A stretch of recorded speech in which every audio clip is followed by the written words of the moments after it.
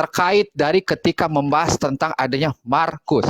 Ternyata penulisnya itu bersumber itu dari Pak Pias yang hidup abad kedua Masehi. Markus 16 itu katanya tidak cocok dengan sains ya. Saya tidak percaya Markus pasal 16. Ayat 8b sampai dengan 20. Kalau saudara melihat tulisan saya dengan teliti, maka saya akan melihat bukan itu saja yang tidak saya percayai.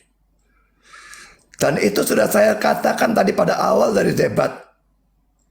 Bahwa yang betul-betul tidak ada salahnya itu hanya autografnya atau Alkitab asli yang langsung ditulis oleh para penulis Alkitab. Tapi itu barangnya sudah tidak ada. Dan saya sudah katakan bahwa manuskrip-manuskrip salinan-salinan sudah mengandung kesalahan.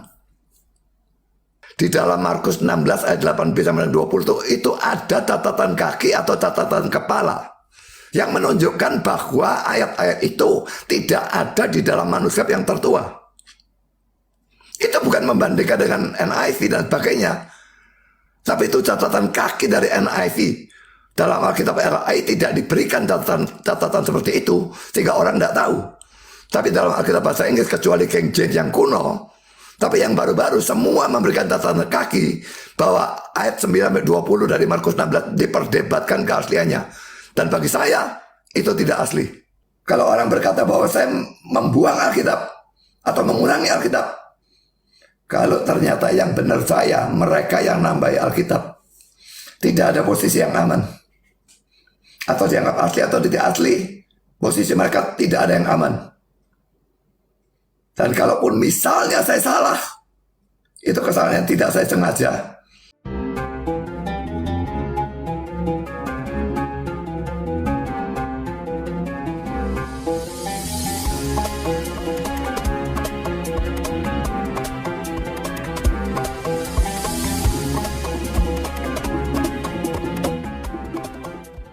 Jadi, nih, anak yang akan lahir akan makan dadi dan madu. Terjemahan Alkitab ini juga diperdebatkan. Ini dapat saja berarti bahwa ia makan dadi dan madu supaya ia dapat belajar menentukan baik dan buruk. Jelas ya? Oke, selama 20 tahun loh. Pertanyaannya, apakah memang di sini dilakukan Yesus sendiri melakukan makan dadi dan juga madu? Tidak. Artinya di sini bahwa adanya penafsiran-penafsiran yang terjadi disampaikan oleh Bapak itu hanya sekedar penafsiran menurut dari perspektif Kristen. Tetapi menurut dari adanya pihak Yahudi itu bukan untuk Yesus, tapi untuk siapa? Untuk Ahaz. Itu yang terjadi. Nah, oleh karena itu, dari apa yang Bapak sampaikan tentang adanya ramalan, itu tidak sama sekali terbukti. Ketika Bapak yang sampaikan tentang masa penafsiran, ternyata mentah oleh pihak Bapak sendiri di dalam kitab ini, tafsir Alkitab. Itu. Yang kedua, sesuai dengan adanya sains, pengetahuan yang ada. Buktinya mana? Markus 16 sendiri, pasal 17 sampai 18 sendiri. Itu tidak sama mencerminkan, tidak sama sekali mencerminkan apa? Adanya posisi sesuai dengan sains yang ada. Bahkan Bapak sendiri sejak awal saya kasih pertanyaan satu, mana buktinya bahwa 4 kitab pertama di dalam PB itu ternyata benar-benar muridnya Yesus? Tidak. Tetapi apa yang terjadi? Nih, saya sampaikan lagi datanya. Oke. Bisa di stop dulu ya waktunya. Nih, data dari ini. Saya tidak mau waktunya di stop. Kenapa waktunya di stop? Sebentar, Pak. Ini waktu saya, Pak. Karena saya mau menampakkan dulu. Jadi kalau kamu cari buku. Nggak gini Pak, di sedikit-sedikit tadi waktu Bapak juga buka data itu sempat di stop oleh baby clone Pak. Ya jangan di stop, terus jalan. Oh, baik. Oh, nggak mau. Oke, siap. Jangan di stop teman-teman semua. Yuk. Baik, nih ya. Oke, siap. Oke, Pak, bagian saya ngomong. Di dalam pengantar perjanjian baru, oke, saya tampakkan lagi nih ya. Apa yang terjadi? Nih, pengantar perjanjian baru, pendekatan kritis terhadap masalah-masalahnya. Willy Marxen, siapakah Willy Marxen ini? Ternyata dia adalah seorang guru besar teologi PB di Fakultas Teologi Jerman. Dia seorang guru besar teologi. Apa yang disampaikan di dalam buku ini? Baik, kita cek. Ini salah satu pembuktian, halaman 171. tentang ketika menyinggung tentang nama adanya Matius. Karya ini diturun alihkan tanpa ada nama pengarangnya. Dan tradisi gerejalah yang menyebutkan Markus sebagai pengarangnya. Bukti paling awal bagi hal ini ditemukan dalam apa yang disebut fragmen Papias, yang ternyata dia seorang uskup Papias dari Hieronymus sekitar pertengahan abad kedua yang dikutip oleh Eusebius. Jelas ya teman-teman semuanya? Terkait dari apa ini? Nih, terkait dari ketika membahas tentang adanya Markus. Ternyata penulisnya itu bersumber itu dari Papias yang hidup abad kedua Masehi. Pertengahan. Artinya Papias di sini tidak sama sekali sejaman dengan Yesus. Tetapi bahwa Markus itu sejaman dengan Yesus harus dibuktikan. Karena informasi Papias di sini kita tidak tahu dari siapa. Karena seperti Eusebius, dia hanya mengandalkan Papias. Sedangkan Papias sendiri itu tidak sama sekali kita ketahui dia sejaman dengan Yesus itu tidak. Karena apa? Hidupnya ketika kita cross-check pertengahan abad kedua. Ini yang terjadi. Apakah bisa Papias menginformasikan kepada kita melalui Pak Buas, dia dapat dari mana Papias ini? Bahwa penulis Markus itu adalah namanya Markus sendiri. Karena beda tahun, beda zaman antara Papias dengan adanya Yesus sendiri. Oleh karena itu, suatu hal yang wajar terjadi ketika kenapa sih ada kitab-kitab ini, kitab-kitab itu, siapa yang menentukan ya teman-teman semua? Ternyata kita mendapatkan informasi lagi. Ternyata yang menentukan kitab ini, kitab itu adalah cuma dua orang, dua pihak. Siapa itu? Para jemaat. Ketika dia sendiri sesuai dengan imannya, kitab tersebut dia gunakan. Ketika tidak sesuai dengan imannya, tidak digunakan kitab-kitab tersebut. Dan itu ternyata mempengaruhi dan bahkan telah mengalahkan argumentasi untuk Pak Buas. Semuanya berdasarkan keinginan kecocokan pribadi saja. Dan ditambah adanya dukungan oleh pihak gereja. Mana datanya? Nih, saya kasih datanya ya teman-teman. Saya sudah teriak-teriak ya. Ternyata kurang besar. Nih datanya. Oke. Di dalam buku ini, teman-teman semuanya, kita tahu kenapa ada kitab-kitab yang lain. Kenapa 4 kitab? Desi Ramadhani. Siapa orangnya? Dia adalah dia orang ini ya, teman-teman semuanya. Nah, orang ini dia belajar sampai ke Amerika Serikat dengan pengalaman akademis seperti ini. Bahkan dia sendiri belajar ke Roma. Apa yang disampaikannya? Nah, ternyata di halaman ke-26 yang menentukan kitab ini, kitab itu ternyata dua pihak. Pertama jemaat. Melalui pertemuan-pertemuan iman atau dalam perayaan-perayaan liturgis atau tata ibadah, orang mulai tahap demi tahap bisa membedakan mana bahan yang dirasa lebih cocok untuk iman mereka ketika itu dan mana yang tidak. Nah, inilah yang menentukan kitab-kitab di dalam Bible semuanya pertama kali ditentukan oleh jemaat.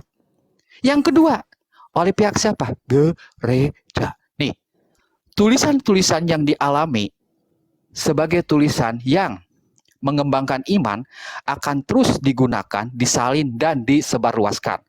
Sebaliknya, tulisan yang dirasa membingungkan atau menyesatkan ditambah dengan pernyataan-pernyataan tegas dari beberapa pemimpin gereja yang melawan kesesatan, tulisan tersebut akhirnya tidak lagi digunakan karena dirasa tidak begitu berguna. Mungkin kemudian tidak disimpan dengan baik, tidak disalin, tidak disebarluaskan, atau bahkan dengan sengaja dibakar dan dimusnahkan. Dari sini, dua paragraf ini, kita mendapat kesimpulan bahwa yang menentukan kitab ini, kitab itu, kata Pak Budi 40 penulis, ternyata ditentukan oleh jemaat, berdasarkan kecocokan iman, lalu didukung oleh pihak gereja. Bukunya mana? Nih sumbernya. Dan disinilah ternyata kita mendapatkan informasi dari Pak Buas sendiri. Apa itu? Ternyata Pak Buas sendiri telah memberikan informasi kepada kita. Tentang apa? Tentang adanya perubahan di dalam Bible. Mana buktinya? Nih, saya kasihkan bukti adanya tulisan Pak Budi Pak Budi Asali terkait adanya permasalahan di dalam Bible. Oke, ini. Pak Budi ingat ya, ini Golgotha Ministry itu adalah tulisan Anda ketika membahas tentang katekisasi. Contohnya, Mark 16, 8b sampai 20. Ternyata apa yang terjadi? Nih, dalam persoalan Mark 16 ada 4 golongan manuskrip. Memuat Mark 16, 1-8, tetapi tidak memuat Mark 16, 8b, dan Mark 16, 9 sampai 20. Yang kedua, memuat Markus 16, 1-8a, dan Markus 16, 8b, tetapi tidak memuat Markus 16, 9 sampai 20. Tulisan Pak Budi ini ya. Markus 16, 1-8a, dan Markus 16, 20, tetapi tidak memuat Markus 16, 8b. Loh kan? Ini tulisan Pak Budi. Apa yang terjadi yang disampaikan oleh Pak Budi di dalam golgothaministry.org? Katekisasi ini. Oke, kita lihat.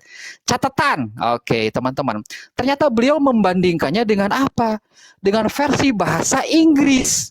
Entah itu NIV, NASB, RSV.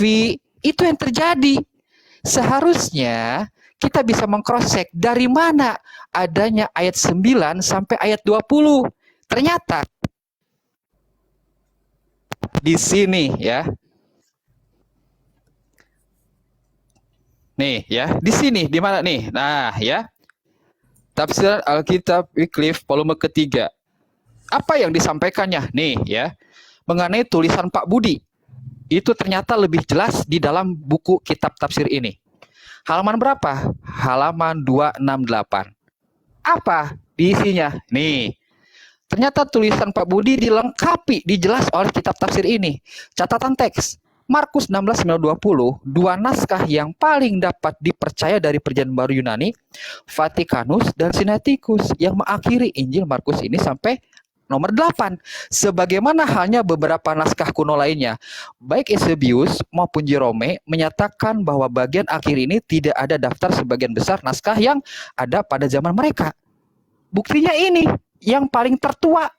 Vatikanus, Sinaiticus tidak ada. Didukung oleh adanya Jerome dan juga Eusebius. Tetapi di dalam teks ini, Bapak Budi Asali untuk membuktikan tentang Mark sendiri, ternyata malah menggunakan adanya versi bahasa Inggris. Apakah ini yang disebut dengan firman Tuhan?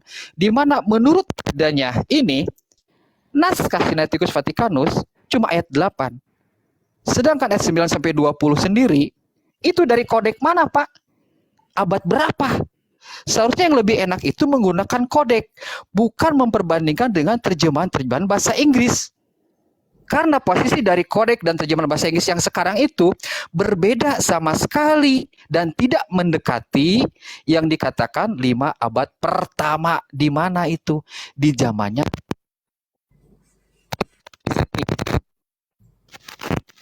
penulis dari adanya Bible mula-mula, ataukah memang dari adanya terjemahan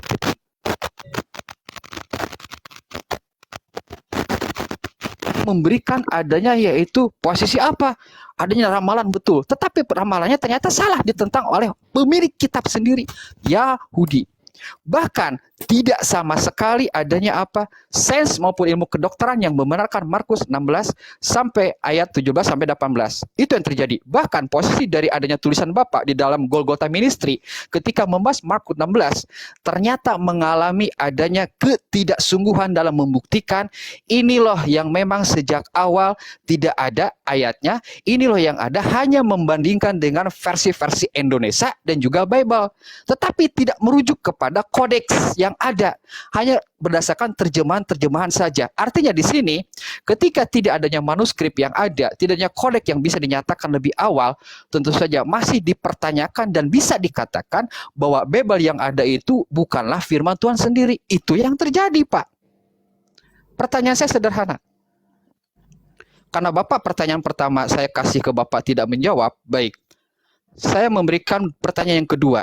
Berikan kepada saya bukti di kodek apa, abad berapa, posisi Markus pasal 16 ayat 9 sampai 20 itu ada di kodek apa, abad berapa?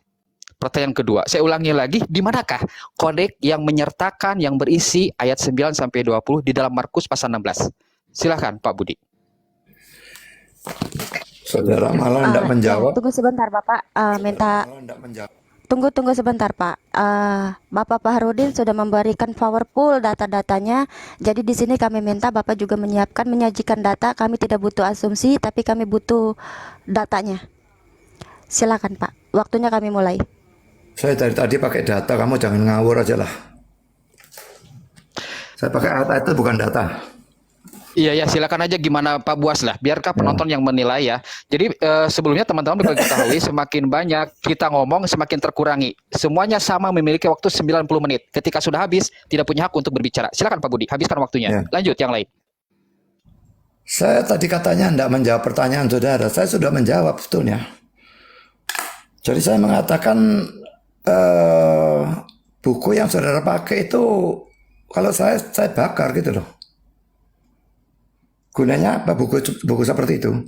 Lalu kalau perkara murid yang menulis Injil perlu dibuktikan? Tidak perlu dibuktikan. Saudara mau percaya nulis Injil Matius atau bukan, itu bukan masalah. Karena yang penting itu adalah isinya itu firman Tuhan. Saya tidak peduli siapa yang nulis. Seperti dalam waktu daripada dengan Donditan saya sudah bilang surat Ibrani tidak tahu siapa yang nulis.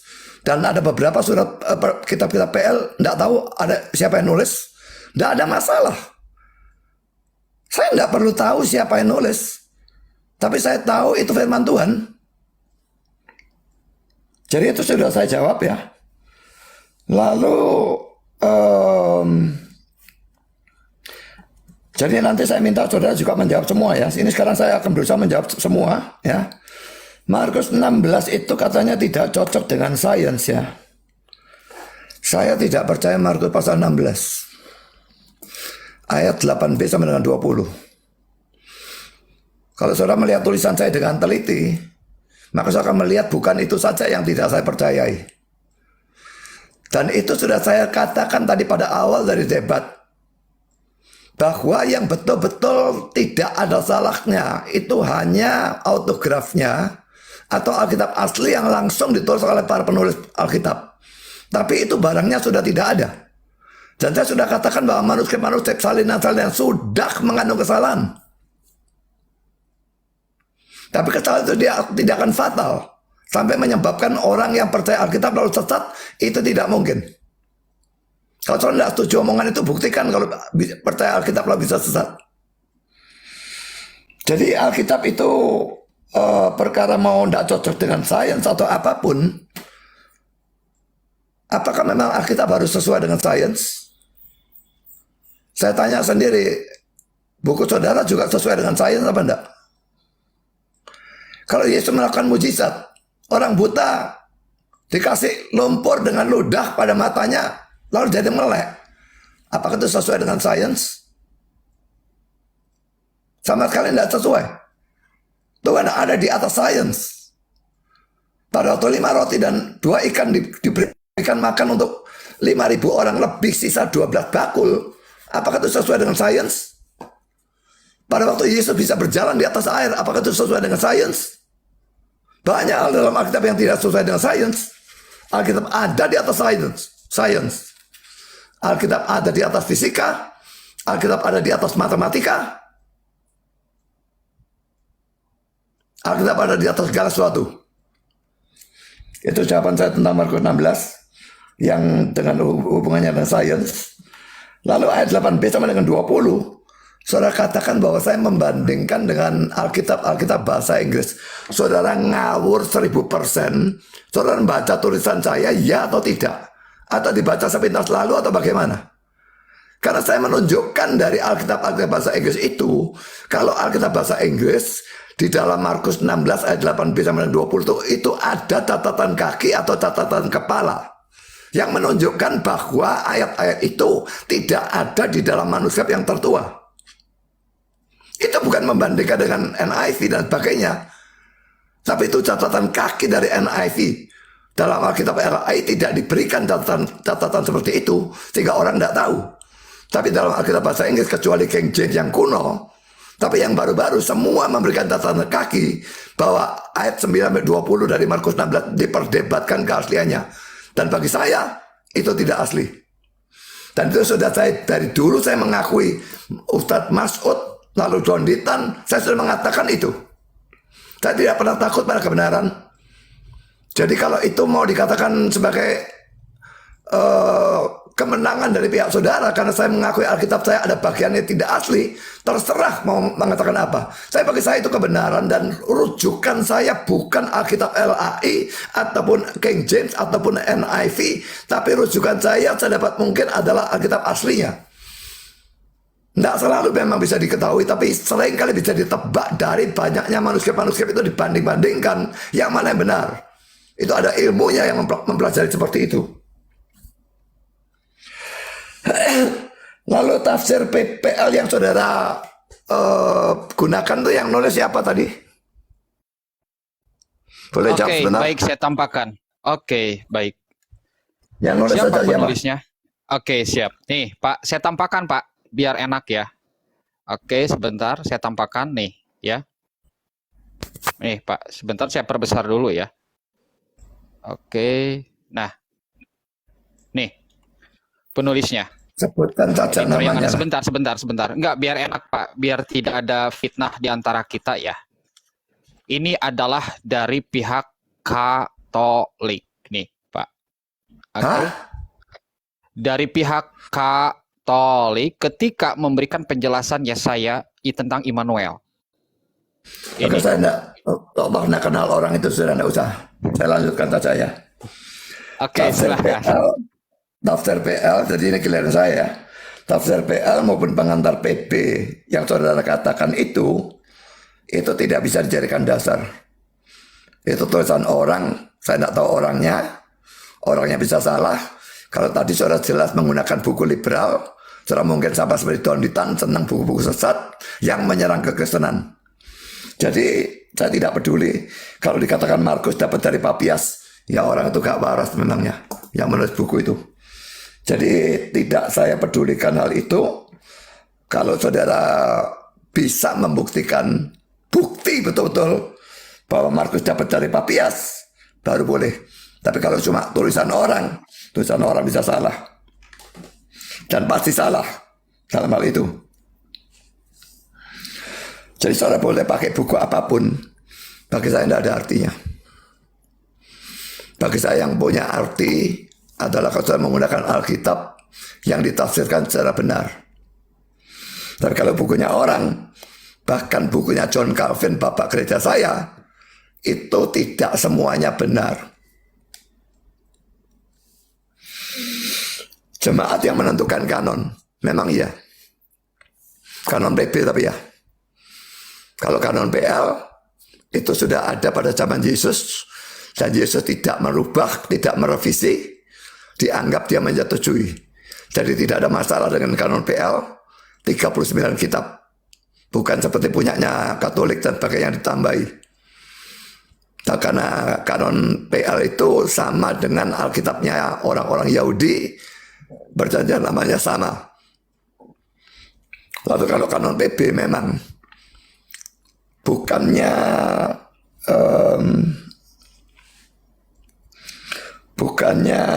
berdasarkan kecocokan iman ya. Itu fitnah kalau itu. Kalau jemaat yang menentukan, itu beda sama sekali dengan mengatakan berdasarkan akan kecocokan iman. Tidak sama sekali.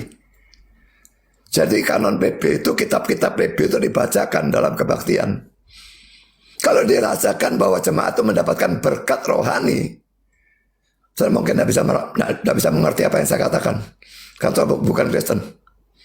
Tapi saya bisa merasakan khotbah dari satu kitab memberikan berkat atau tidak. Saya bisa merasakan. Dan kalau jemaat merasakan itu berkat, maka kitab itu dimasukkan kanon. Sebaliknya dibacakan, jemaat tidak merasakan berkat, tidak dimasukkan kanon. Terus terang memang ini kelihatannya seperti subjektif ya. Tapi saya yakin Allah itu bukan Allah yang bodoh. Dia memimpin penulis-penulis Alkitab sehingga tulisannya tidak ada salahnya. Lalu pada waktu memasukkan kanon, dia tidak memimpin mereka atau gereja untuk menentukan kanon yang benar. Itu jadi lelucon bagi saya. Dan saya tidak percaya Tuhan sebodoh itu. Tuhan itu maha bijaksana. Dan pasti kalau dia memimpin penulis-penulis Alkitab sehingga menulis sesuatu tulisan yang mutlak benar, maka pada waktu kanonisasi dia juga memimpin gereja untuk mengarah pada suatu kanon yang benar.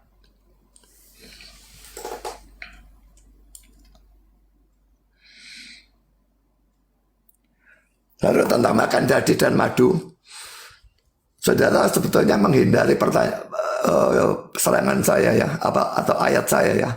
Karena ayat yang saya pakai itu Yesaya 7:14, perawan mengandung dan itu digenapi dalam Matius 1 ayat 23. Perkara dia makan apa? Kita tidak tahu Yesus itu makan apa pada waktu kecil.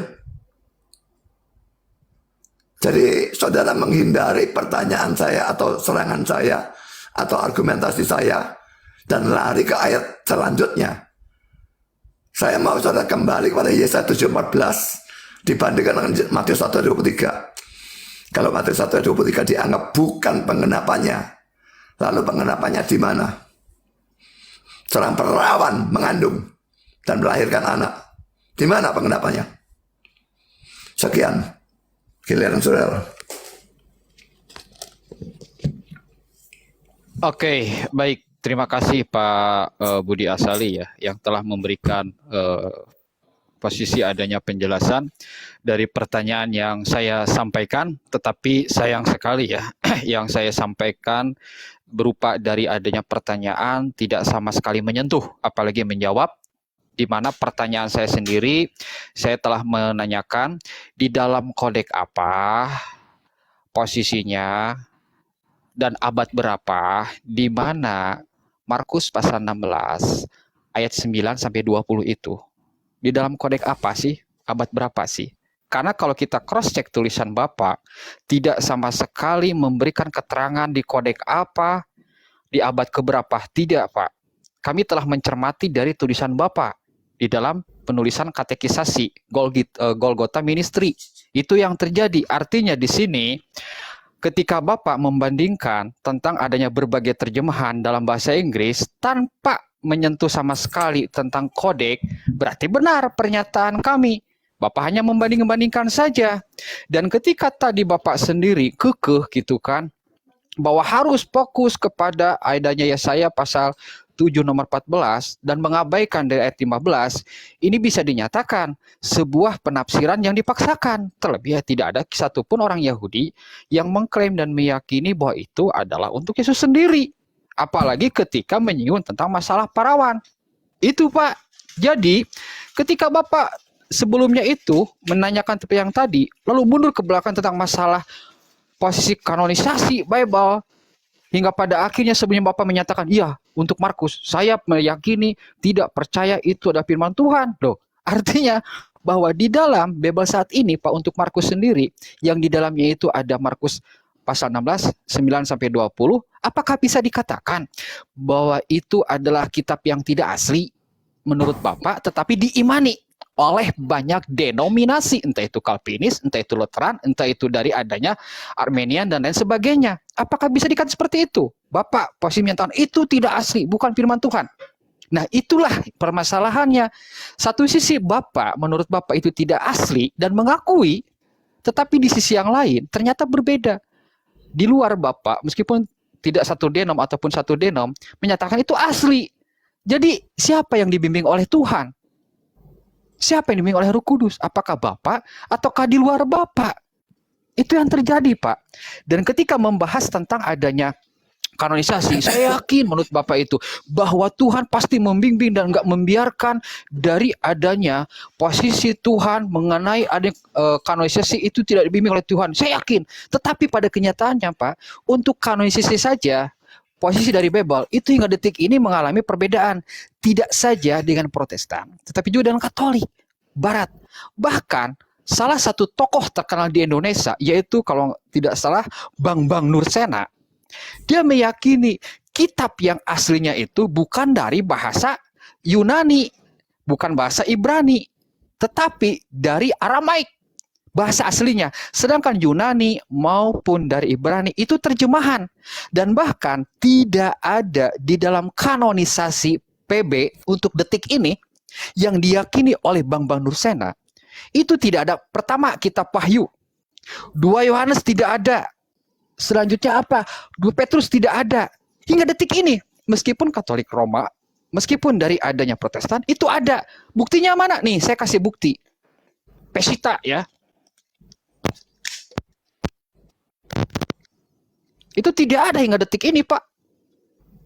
Nih, ya. Ini memang ada 4 kitab pertama. Tetapi di dalam PB, apa yang terjadi? Tidak ada sama sekali kitab-kitab yang tadi saya sebutkan. Nih ya, more. Nih, tidak ada, Pak. Tuh. Apakah ada di sini kitab Wahyu? Enggak ada. Apakah di sini ada 2 John? Enggak ada, Pak. Itu. Yakobus ada nggak? Enggak ada, Pak.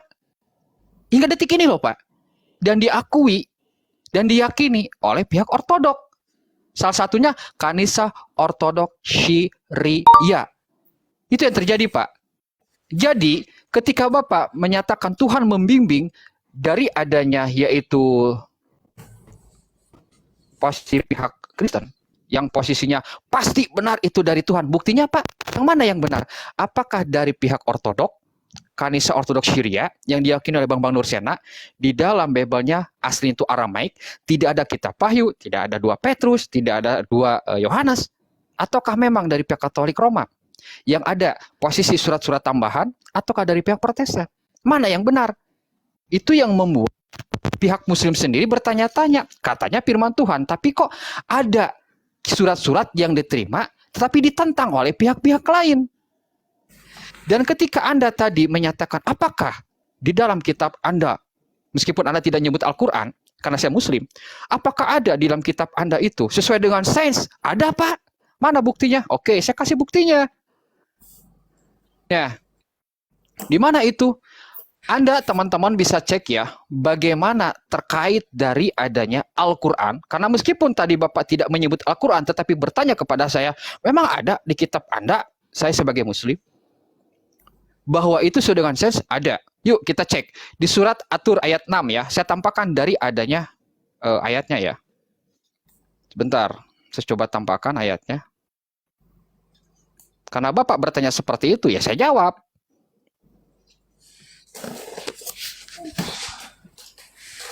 Oke, nih. Oke, sebentar saya tampakkan dulu datanya. Nih ya. Surat Atur ayat 6. Allah bersumpah dengan lautan yang berkobar, padanya api yang menyala-nyala. Ya, jelas ya teman-teman pada kiamat. Pertanyaannya, adakah di dalam lautan itu ada api? Ada. Buktinya mana? Nih, tak kasih tahu. Nih ya, sebentar.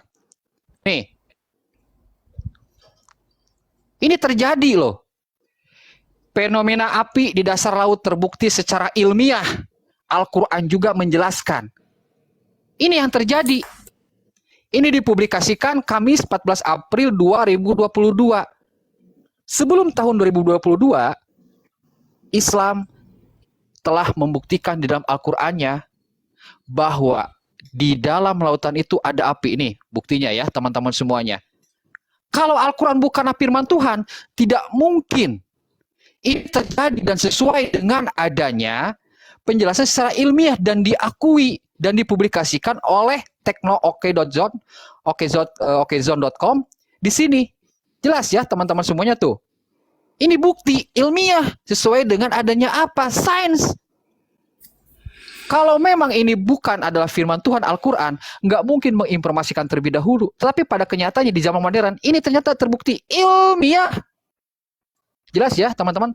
Lalu Anda tadi bertanya menyinggung tentang Papias. Saya tidak percaya ini dengan itu. Buku Anda. Baik. Bapak cek di sini, New Advent. Ya. Fragmen Papias. Di sini ada fragmen Papias. Real. Secara apa? Secara online disampaikan oleh New Advent dari pihak Katolik Roma. Di sini Pak. Jelas bahwa fragmen Papias bisa diakses oleh siapapun. Terkait dari apa yang tadi saya singgung.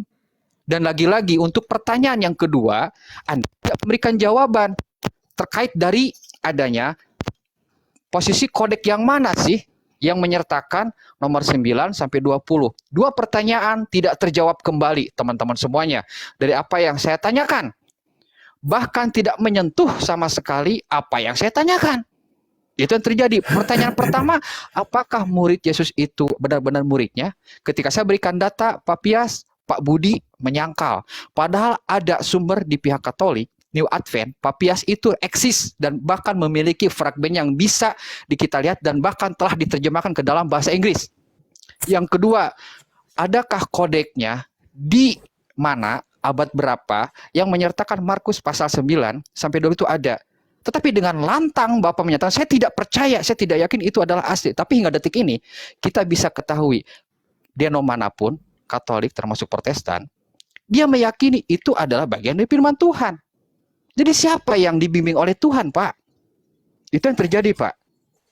Dan selanjutnya, saya ada informasi dari pihak LAI.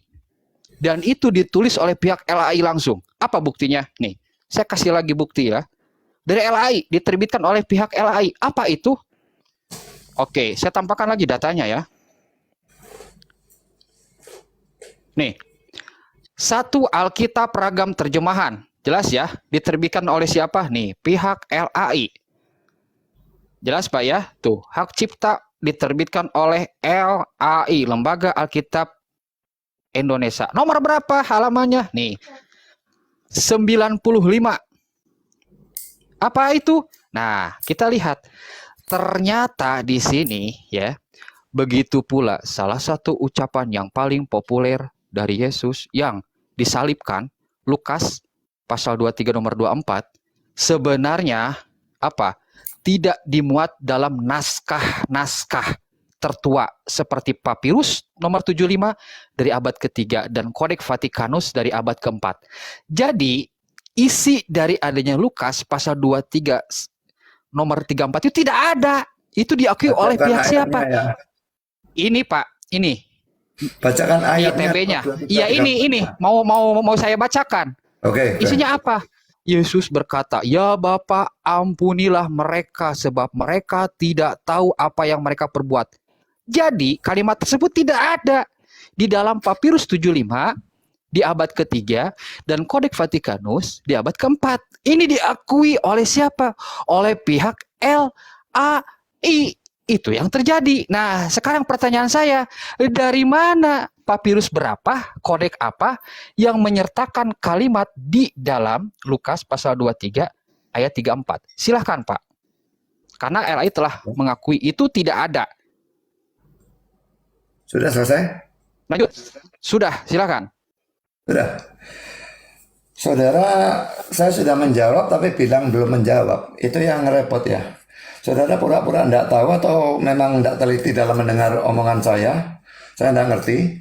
Tapi saya tidak mau menjawab ulang apa yang sudah saya jawab. Bahkan saudara yang tidak menjawab argumentasi saya mendukung bahwa Alkitab itu adalah firman Allah. Yang saudara bahas cuma satu nubuat itu saja. Yang lain sebanyak-banyaknya semua tidak pernah disinggung sampai sekarang. Kenapa tidak disinggung? Tidak bisa jawab?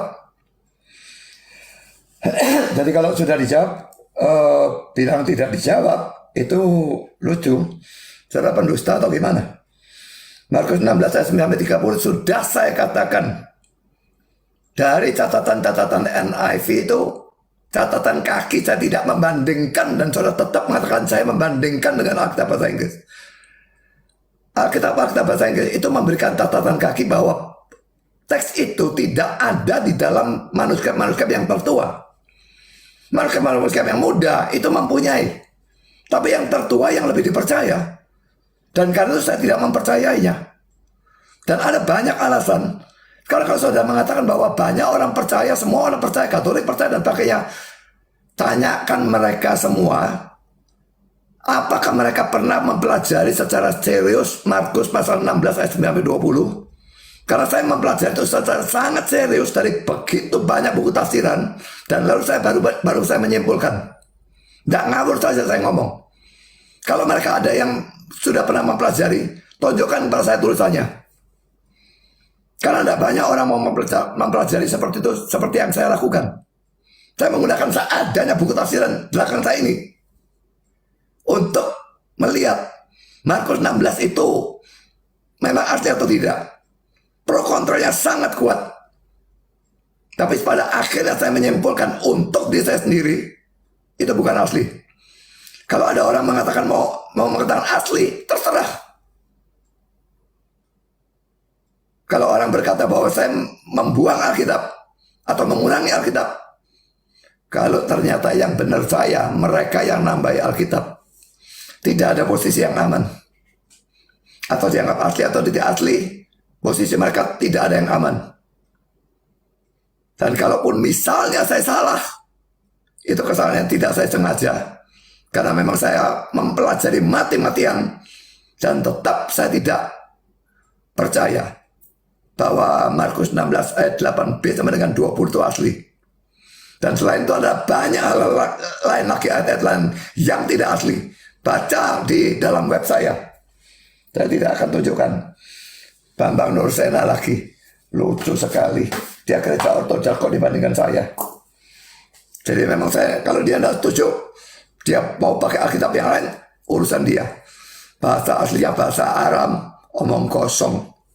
Semua menerjemahkan dari bahasa Ibrani dan bahasa Yunani. Ada sedikit bahasa Aram di dalam kitab Daniel, sedikit, lalu dalam kitab apa lagi sedikit. Tapi mayoritas PL dalam bahasa Ibrani dan seluruh perjanjian baru dalam bahasa Yunani. Itu bahasa aslinya. Katolik tambah Deuterokanonika. Deuterokanonika itu tidak pernah dikutip oleh Yesus ataupun rasul-rasul ataupun penulis-penulis PB. Kenapa? PA dikutip ratusan kali. Kenapa Deuterokanonika tidak pernah dikutip? Karena mereka tidak menganggap itu sebagai firman Tuhan. Katolik yang menambahi, bukan saya mengurangi. Lalu kalau saudara tadi peleh-peleh ya dari kitab saudara yang sesuai dengan sains, itu pun saya belum tentu tahu benar apa enggaknya. Saya tunjukkan satu saja. Di kitab saudara diceritakan Yesus buat burung-burungan dari kayu atau dari apa, lalu bisa terbang. Tolong tunjukkan saya itu sesuai sains bagian mana.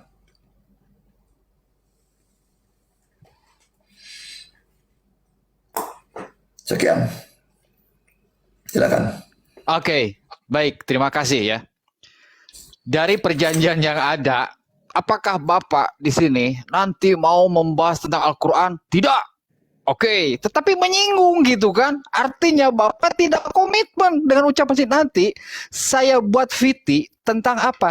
Tentang bukti obrolan kita bahwa Anda sejak awal, saya tawarkan berkali-kali, Pak mau bahas tentang Al-Quran enggak? Tidak, enggak usah. Saya enggak mau bahas Al-Quran. Oke, tapi bebas saja Pak. Iya, itulah yang Bapak langgar. Bapak yang ngomong, Bapak yang nulis, Bapak yang melanggar, Bapak yang menyinggung di sini. Seharusnya komitmen dengan pernyataan Anda bahwa Anda sejak awal tidak menyinggung tentang Al-Quran. Dan Bapak tadi menuntut ke saya, nanti ketika diskusi, tolong sertakan, bacakan dari ada ayatnya. Oke, saya bacakan ayat-ayat Bible. Sedangkan Bapak tadi tidak memberikan sama sekali ayat yang Bapak sampaikan kepada saya, Al-Quran. Sudah melanggar 2 kali pernyataan Anda. Pertama, saya tidak akan membahas Al-Quran. Oke. Yang kedua, tadi meminta ke saya sejak awal diskusi, sertakan, bacakan ayatnya. Oke. Saya sudah menyampaikan dari adanya isi ayat, nomor berapa, kitab berapa. Tetapi Bapak sendiri yang membuat aturan, Bapak sendiri yang melanggar. Sedangkan saya yang lebih muda mengikuti Bapak, tapi Bapak sendiri seperti itu, gitu kan? Tidak komitmen dengan ucapannya sendiri. Ini ironis bagi saya ya. Dan teman-teman semuanya tadi tidak menjawab lagi yang ketiga kalinya loh. Di mana posisi dari adanya yang ditulis oleh pihak LAI terkait dari apa yang saya singgung itu di dalam kodek apa, pasal kodek apa, abad berapa, bahwa posisi Lukas 23 nomor 24 itu memang ada. Tetapi ini diakui oleh pihak LAI di dalam buku ini, gitu kan? Ini LAI yang nulis, gitu. Tapi karena Bapak tidak memberikan jawaban, seharusnya berikan jawaban. Din, di dalam Lukas pasal 23 nomor 34 itu ada sebenarnya di mana Pak? Di dalam kodeks ini namanya atau papirus ini abad sekian. Tapi nggak ada sama sekali yang Bapak sampaikan. Bahkan lari ke sana ke sini memberikan jawaban, tetapi tidak fokus terhadap pertanyaan saya. Tidak menyentuh, apalagi memberikan jawaban terkait dari Lukas pasal 23 nomor 34. Dan itu diakui pihak LAI apa? Itu ternyata adalah naskahnya sejak awal tidak ada sama sekali. Itu diakui Papirus 75 abad ketiga, Vatikanus abad keempat, sebagaimana yang tadi saya tampakkan. Oke. Nah, jadi saran saya, berikanlah ayatnya, berikanlah jawabannya sesuai dengan yang dipertanyakan. Dan komitmenlah dengan apa yang disampaikan. Karena laki-laki itu dipegang ucapannya, komitmen ucapannya. Kalau kita melihat di sini, Bible, kita tanya kepada pihak Kristen sendiri. Ini apakah ini firman Tuhan? Jelas ya ini Bible ya. Iya, firman Tuhan. Apakah ini bisa dibaca oleh seluruh kalangan? Silakan batuk dulu, Pak. Oke, sudah. Apakah Bible ini bisa... Oke, apakah buku ini, Bible, bisa dibaca oleh semua kalangan, baik yang katakanlah balita yang sudah membaca, maupun hingga anak dewasa? Ternyata teman-teman, apa yang terjadi jika kitab ini dibaca oleh adanya firman Tuhan, katanya, dibaca oleh adanya di bawah yaitu 17 tahun. Karena namanya firman Tuhan itu pasti bisa dibaca oleh siapapun tanpa terkecuali, di mana yang bisa membaca tentu saja bisa membaca Bible ini tanpa terkecuali, tanpa pilih-pilih. Lalu apa yang terjadi? Nih ya, saya sampaikan. Kalau posisinya ini firman Tuhan, Bible, otomatis ya bisa dibaca oleh siapapun.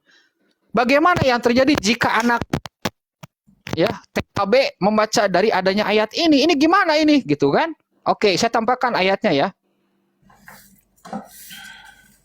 Nih, Yeskiel 23:20, Pak. Saya bacakan ayatnya. Bayangkan kalau anak SD, anak SMP membaca ini. Ya gimana, Pak? Yeskiel 23:20. 23:20. Ketika ya, Yeskiel 23-20. Ketika posisi ini dibaca oleh adanya katakanlah anak SD, anak SMP di dalam gereja. Di kalangan siapa? Kalangan orang tua, kalangan anak kecil yang sekolah minggu. Apa yang terjadi sih? Karena firman Tuhan, namanya firman Tuhan, pasti bisa dibaca oleh siapapun yang bisa baca. Seandainya dibaca oleh anak kecil, ia birahi kepada kawan-kawannya bersundal yang auratnya seperti aurat keledai, yang jakarnya seperti jakar kuda. Ini menurut TB. Menurut AYT di sini, ia bernafsu kepada para kekasihnya yang auratnya seperti aurat keledai-keledai dan air maninya seperti air mani kuda. TL, terjemahan lama. Maka asiklah ia berlebih dari segala gunik mereka itu yang dagingnya seperti daging keledai dan cemarnya seperti cemar kuda. Bis, ia sangat bergairah terhadap laki-laki yang meluap nafsu birahinya dan gejolak bahinya seperti nafsu kuda jantan. Wow. MLT, dan dia berahi terhadap kekasihnya yang auratnya seperti kelamin keledai. Aduh, ini Pak, dan jakarnya seperti jakar kuda. Seleber, ia birahi kepada kawan-kawan bersundalnya yang auratnya seperti aurat keledai dan air maninya seperti air mani kuda. APB, dia birahi terhadap gunik mereka yang auratnya mereka seperti aurat keledai dan air mani mereka seperti air mani kuda.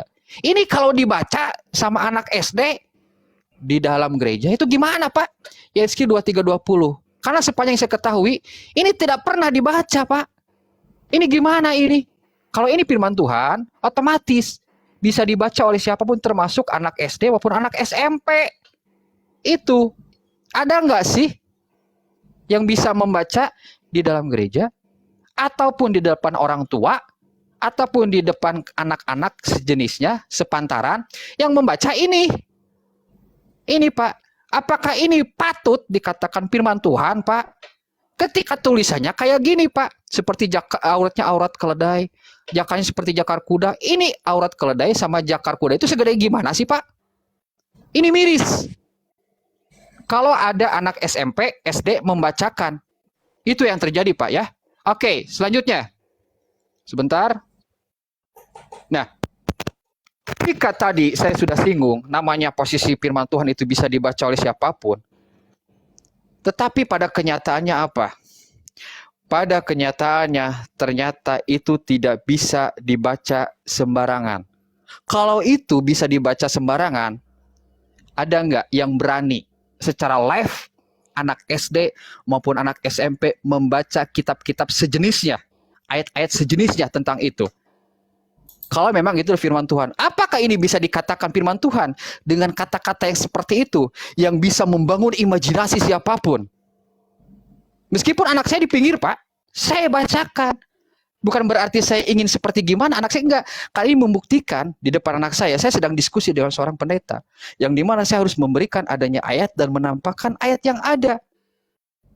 Saya sebagai orang tua, miris ketika melihat, mendengar ada anak-anak yang baca ayat tadi seperti itu. Apa yang terjadi nanti? Ketika sudah terbangun dari bacaan, terbangun imajinasinya. Bukankah seseorang terimajinasi ketika apa yang dia lihat, apa yang dia dengar? Itu Pak Budi. Bagaimana bisa membangun moral ketika ayat-ayat yang ada pun seperti itu di dalam kitab Bapak? Bagaimana Pak? Bisa dipertanggungjawabkan. Selanjutnya kita bahas yang lain. Maaf ya teman-teman semuanya. Oke. Saya tampakkan di sini ya, dari adanya pernyataan yang cukup wow sekali. Oke. Saya kasih data lagi di dalam buku ini. Nih, saya tampakkan lagi ya. Bentar. Oke. Ensiklopedi Fakta Alkitab Bible Almanak jilid pertama. Apa yang disampaikannya? Yuk kita baca ya. Halaman 71 ya. Oke teman-teman. Oke. Yang mana ini yang ke-9? Kita bahas PL dulu lah ya. Arpaksak. Naskah Ibrani menyatakan bahwa Arpasad adalah ayahnya Selah. Tetapi versi Septuaginta menyatakan bahwa Arpaksak adalah ayah Kenan. Wow. Jadi yang benar itu Arpaksak itu ya ayahnya Selah atau ayahnya Kenan? Yang mana yang benar? Apakah memang tolong ayat. Nih Pak ya, Kejadian 11:10 ya Pak, ketika apa? Ketika mengenai adanya air bah. Ya Pak ya. Kejadian 11:10 Pak, ketika adanya Kejadian kita berapa? tahu dia itu 11:10 Pak. 11 ayat 10 gitu loh. Betul Pak. Oke, ini. Betul. Nah, jadi pertanyaannya, itu yang benar itu yang mana, Pak? Saya kasih gambaran. Saya adalah Fakhrudin. Anak saya itu adalah Miftah dan juga Azam. Tetapi ada yang menyatakan, Miftah dan Azam itu anaknya Pak Budi Asali. Nah, itu menyesatkan. Miftah dan Azam itu anak saya Fakhrudin, bukan anaknya Pak Budi Asali. Nah, ternyata itu terjadi. Bagaimana itu bisa terjadi, namanya firman Tuhan? Kok beda-beda informasinya? Katanya dibimbing oleh Tuhan. Tetapi untuk menentukan siapa bapaknya, itu salah gitu. Bagaimana itu bisa terjadi, Pak? Silakan, Pak. Saya nggak ngerti Kejadian 11 ayat 10, tolong dijelaskan lagi. Saya itu bertentangan dengan yang mana? Diulang lagi, Kang Fahrul. Yang Kejadian 11 ayat 10 saja bertentangan dengan ayat mana? Saya berumur 100 Gimana, Pak? tahun dulu. Kejadian 11 ayat 10 itu bertentangan dengan ayat mana? Ya Allah ya Robi. Sebentar ya. Sudah dibukakan. Fokus aja dulu ke jawaban saya pertama, Pak. Biar enak, Pak. Biar nggak lari ke sana ke sini waktu saya terus berjalan. Fokus dulu terhadap Yehezkiel dulu, Pak. Biar Bapaknya nggak lupa. Yehezkiel 23:20. Iya, silahkan, Pak. Jadi yang Kejadian 11 ayat 10 saya belum mengerti ya. Oke. Saya tidak bisa jawab itu Siap. ya. Nanti saja ya.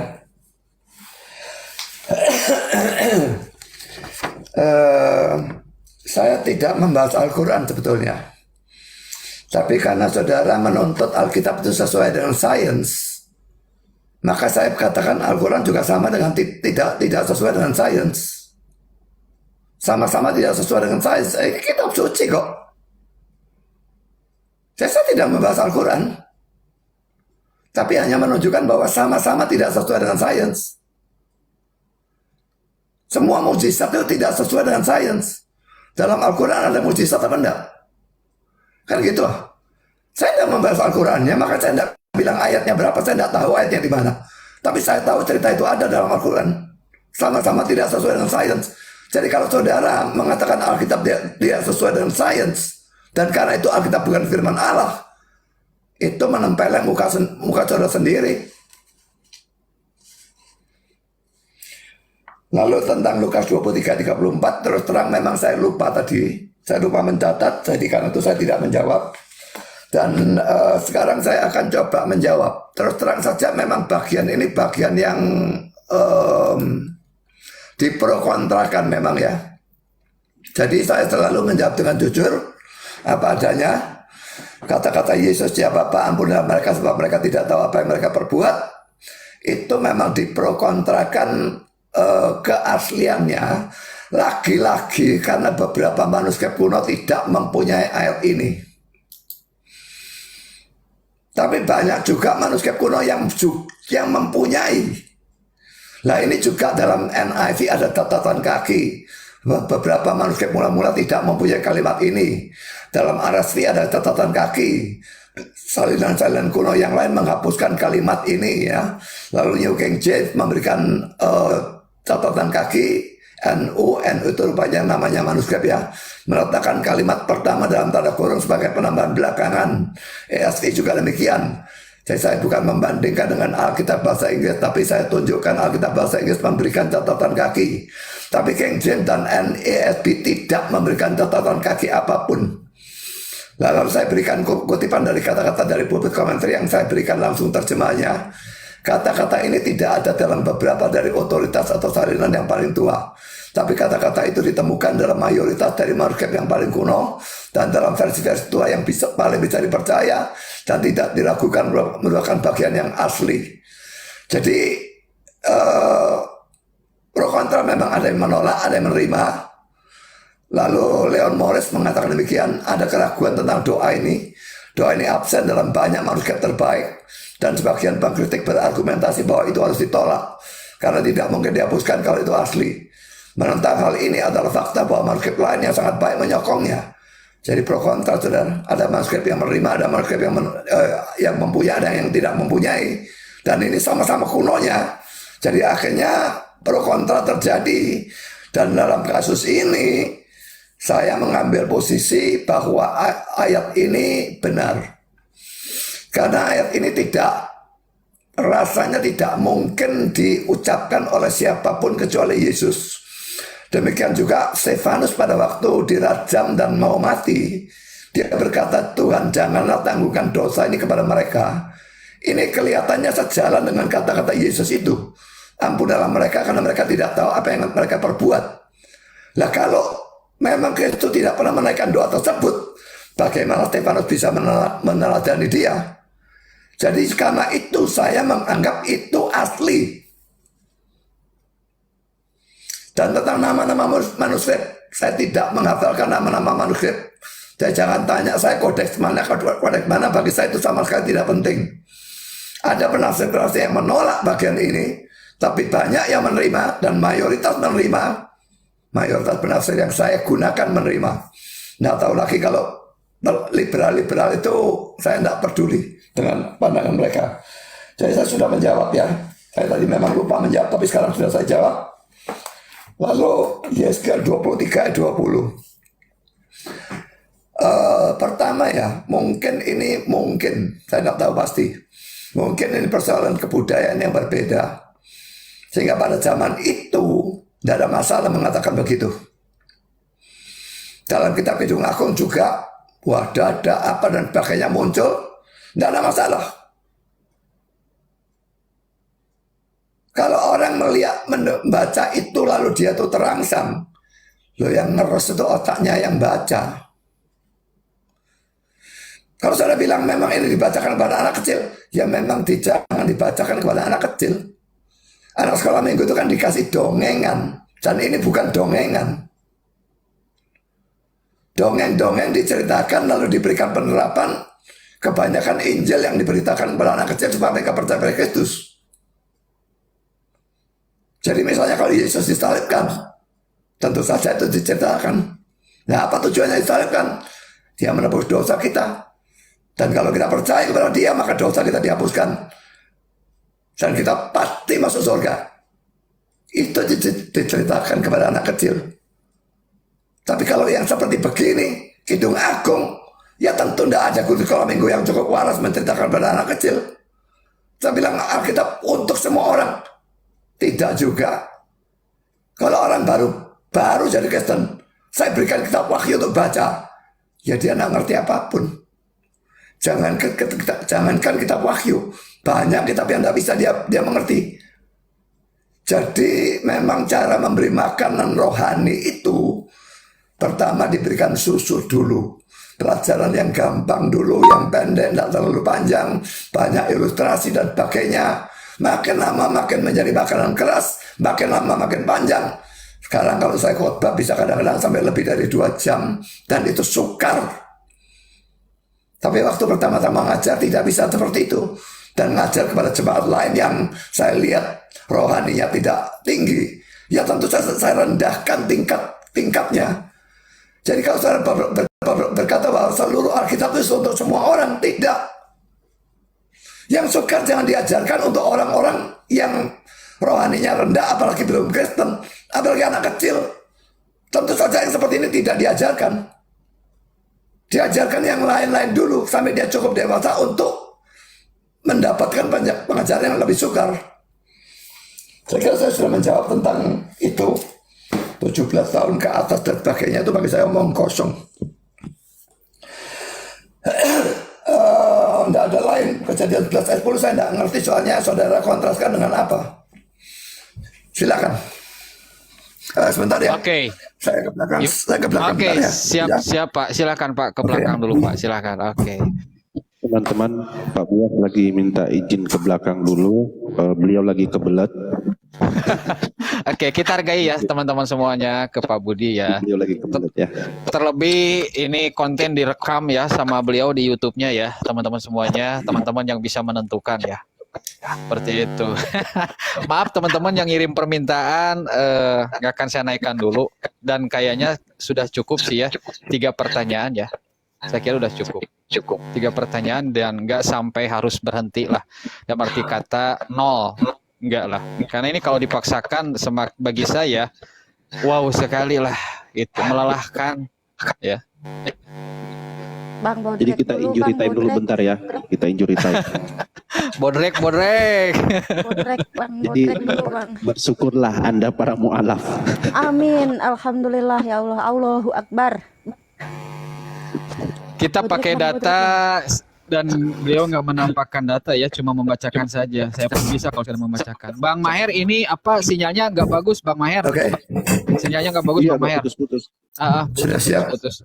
Oke, gimana Pak? Sudah beres? Siap. Ya. Baik. Tadi Bapak menanyakan ya tentang Arpaksat ya. Oke. Ternyata Pak, di dalam Kejadian ya, kalau kita melihat itu kan posisinya tentang adanya air bah ya, air bah yang di mana ia lahir 2 tahun setelah air bah, di mana di dalam kitab Kejadian pasal 11 nomor 10. Tetapi di dalam Kejadian 10 nomor 24 ayat 24, ternyata Arpaksat itu memperanakan Selah. Jadi Selah itu anaknya Arpaksat. Arpaksat itu bapaknya Selah. Itu. Tetapi ketika itu di PL, di Perjanjian Lama, tetapi di Perjanjian Baru apa? Ternyata di dalam Lukas pasal 3 nomor 36, ternyata Arpaksad itu anaknya Kenan. Sedangkan Kenan bapaknya Arpaksad. Nah, jadi yang benar itu Arpaksad memperanakan Selah atau Kenan. Di sini terlihat adanya kontradiksi Kejadian dengan adanya Lukas yang ada. Itu Pak. Lukas itu ayat berapa? Oke, Kejadian pasal 10 ayat 24, saya ulangi lagi, Arpaksad memperanakan Selah dibandingkan dengan adanya Lukas pasal 3 nomor 36, di mana Arpaksad bapaknya Kenan. Kenan anaknya Arpaksad. Mana yang benar? Memperanakan Kenan ataukah Selah Arpaksad ini? Kalau yang 11 Silakan. ayat 10 kenapa? Kejadian pasal 10, saya ulangi lagi, Kejadian pasal 10 ayat 24 menyatakan Arpaksad itu memperanakan Selah, tetapi berbeda dengan di PB. Di dalam Kejadian 11 Lukas ayat 10. pasal Yang kejadian 11 ayat 10 untuk apa? Kejadian 10 nomor 24 Itu tadi saudara bilang kejadian 11 ayat 10 kok. itu Kejadian 11 dari adanya nomor 10 itu tentang apa? Tentang adanya air bah. Kita Iya, tahu iya. bahwa dia itu lahir 2 tahun setelah air bah, Pak. Makanya saya Iya. sebutkan dalilnya Kejadian 11:10. Lalu kita melihat Kejadian 10 nomor 24, Arpaksad memperanakan Selah. Tetapi di dalam Lukas pasal 3 nomor 36, Arpaksad memperanakan Kenan. Jadi anaknya Arpaksad itu siapa namanya? Silakan.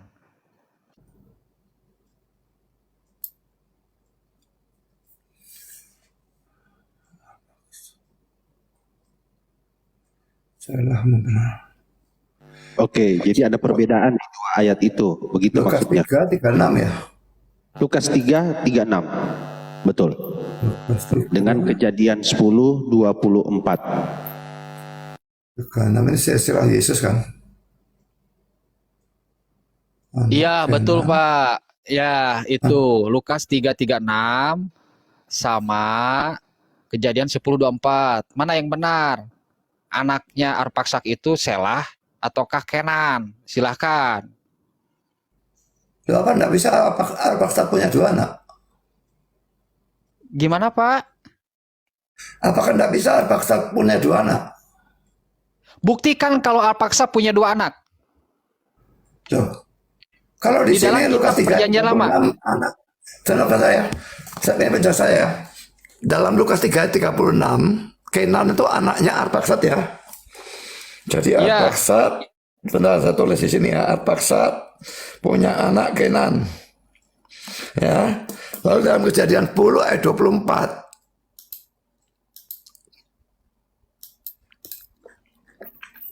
Kejadian 10 ayat 24, Arpaksad memperanakan Selah. Betul. Ya. Ini Kejadian 10 ayat 24, Arpaksad punya anak Selah. Saya tidak ngerti kontradiksinya di mana. Saudara yang membuktikan kalau itu kontradiksi. Lah, itu sudah saya buktikan, Pak. Di dalam Perjanjian Nggak ada Lama. kontradiksi kalau saudara punya 2 anak. Yang satu namanya A, satu namanya B. Yang satu diceritakan dalam Kejadian 10 ayat 24, yang satu diceritakan dalam Lukas 3, itu tidak bertentangan.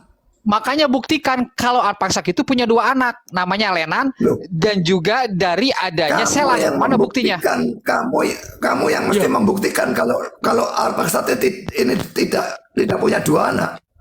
Lah, tidak. Karena ini Karena dari Kejadian 10 ayat 24 dia punya anak Selah. Kalau dari Lukas 3 ayat 36 dia punya anak Kenan. Dari itu ya sudah harus disimpulkan punya 2 anak. kita tahu ya bahwa posisi dari adanya kitab Kejadian yang ada itu adalah PL. Di dalam Lukas sendiri itu adalah PB. Betul, Pak ya? Oke, bisa dipahami kan, Pak? Nah, Ya. ketika memang menurut Anda, apakah mungkin Arpaksad itu memiliki 2 anak? Ini namanya tentang Oh, Anda sejarah. bisa punya 2 Sebentar. anak. Nggak ngerti saya. Loh. Baik, saya tampakkan lagi ayatnya ya. Oke, saya tampakkan lagi. Sebentar. Oke, biar enak ya. Nah, ini. Nah, mana dia? Perbesar T-nya. Oke, sebentar saya perbesar dulu. Nah, ya. Oke, jelas Pak ya. Nah, mana itu? Dah. Itu ya. 336 anak Kenan Arpaksad. Oke, jelas ya. 336. Di sini terjadi adanya kejadian 10:24. Arpaksad itu ternyata memperanakan Selah. Bapak tadi menjawab dengan kemungkinan. Loh, kok namanya kemungkinan? Ini bukan masalah tentang pembahasan kemungkinan dan tidak, Pak. Ini berdasarkan basis data. Menurut data yang ada, menurut Bapak di dalam PL, apakah posisi Arpaksak itu memiliki 2 anak ataukah tidak? Kita tidak membutuhkan jawaban kemungkinan. Karena kita membahas apa yang tertulis di dalam PL dan juga PB. Kalau memang yang bersangkutan memiliki 2 anak yang namanya posisi yaitu Selah dan juga Kenan, buktikan kepada Bapak sebagai pembuktian, itu tidak kontradiksi. Tetapi Bapak menjawab itu adalah kemungkinan. Kita tidak butuh kemungkinan, Pak. Silakan berikan datanya. Yang bilang kemungkinan itu siapa? Bapak, barusan. Saya tidak bilang kemungkinan. Saya bilang ini kejadian pula 24 Arpaksak punya anak Selah. Yang dari luka 36 punya anak Kenan. Dua-dua firman Tuhan. Bapak tadi sejak awal menyatakan apa mungkin Arpaksak itu punya 2 anak. Saya bilang Bapak bilang apakah seperti tidak itu. mungkin Arpaksak punya 2 anak. Nah, ketika Saya itu tanya. dipertanyakan ke saya, namanya berarti Bapak membentuk sebuah pemahaman kemungkinan itu adalah 2 anak dari Arpaksak dengan 2 nama yang berbeda. Artinya Arpaksak punya 2 anak. Pertanyaan saya sederhana, bisa nggak Bapak membuktikan bahwa Arpaksak di dalam PL itu memiliki 2 anak yang bernama Selah dan juga Kenan? Silahkan. Namanya posisi kemungkinan, itu asumsi, bisa salah, bisa benar. Kita Oke, membahas ini tentang ya. apa yang tertulis di dalam Oke. PL. Silakan. Saya Silakan. percaya seluruh Alkitab itu firman Allah. Ya. Dan 2 ayat ini baik Kejadian 24 maupun Lukas 3:36 tidak diperdebatkan keasliannya.